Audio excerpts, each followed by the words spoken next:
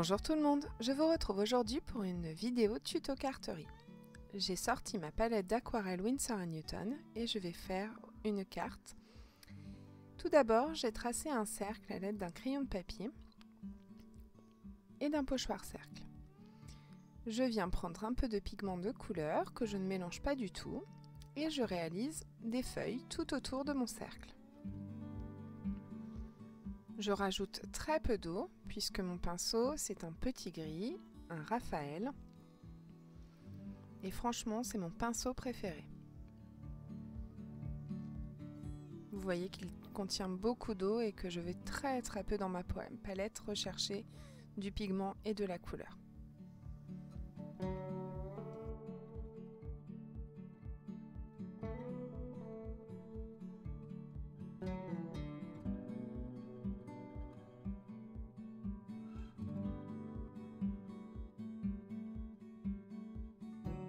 Une fois que j'ai terminé, je rince bien mon pinceau et je viens chercher encore des pigments et je mélange cette fois-ci deux couleurs, un vert et un bleu un peu plus intense. Et je continue à effectuer mes petits feuillages. Vous remarquerez que j'ai aussi changé mon pinceau et j'ai pris un pinceau un peu plus fin.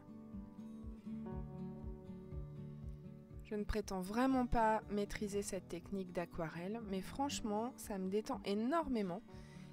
Et lorsque je sors ma palette d'aquarelle, je ne vois vraiment pas les heures défiler.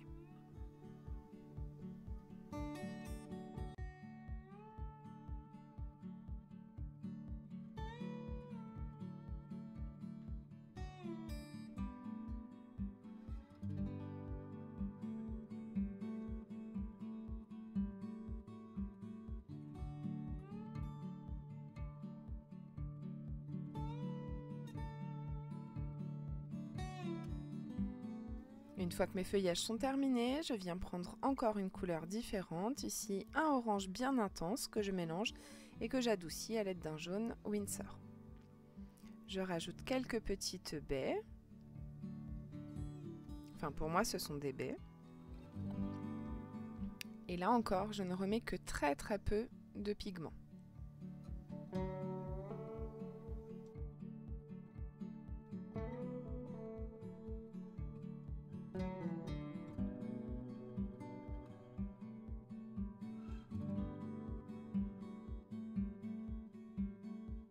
Ici j'utilise un pigment rouge bien intense et je viens réaliser de nouveau des petites baies mais de plus petite taille.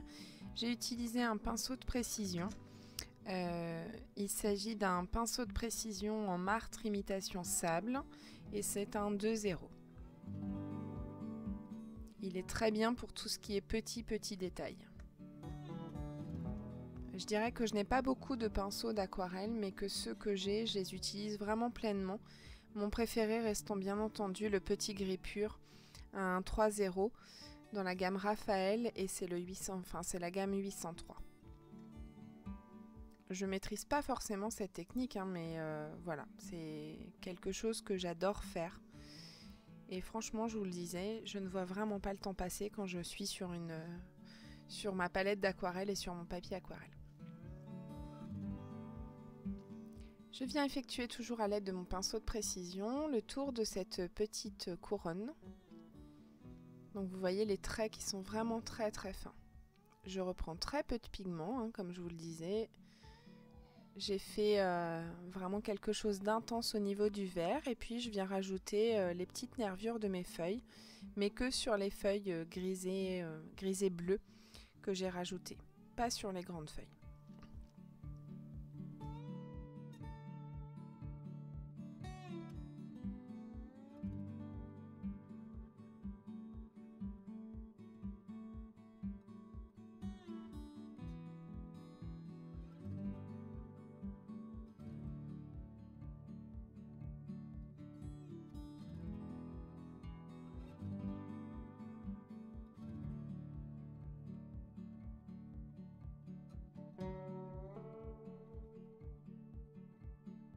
Et comme je trouvais que ma carte manquait encore un petit peu de petits détails, eh bien j'ai décidé de faire des petites fleurs. Donc toujours avec la gamme de ce orange bien intense. Je fais alors vraiment des petites fleurs, c'est dans mon imagination à moi. Je fais 5 petites branches à ces fleurs et je viendrai terminer par un point rouge au milieu.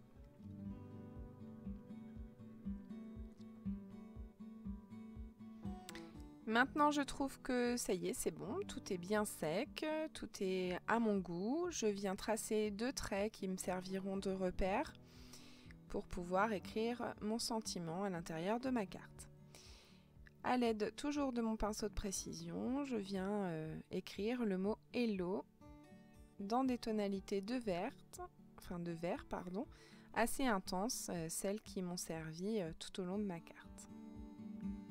Et je termine par une petite fleur puisque je trouve qu'il manque un petit quelque chose et que mon sentiment est un peu trop sur la gauche. Donc je vais rajouter une petite fleur un peu plus grosse cette fois-ci.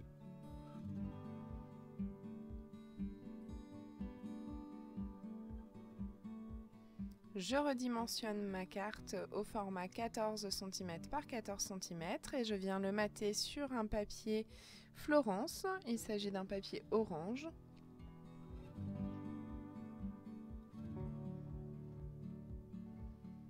Je colle à l'aide de score tape. Même si je n'ai pas mis beaucoup d'eau, j'aimerais éviter quand même que mon papier ne gondole. Je mate sur le papier orange et je reviens tout remettre sur le papier Maya blanc et je colle à l'aide de ma colle chouchoute. Je redimensionne comme d'habitude le tout, je marque mon pli, je referme et pour refermer, pour vraiment mettre un peu plus de sécurité sur ma carte, je la coupe à l'aide de ma guillotine. Je vous laisse comme d'habitude avec les photos de fin. J'espère que cette réalisation vous aura plu. N'hésitez pas à partager ce que vous faites et retrouvez-moi sur les différents réseaux sociaux. Je vous dis à bientôt pour de nouvelles réalisations.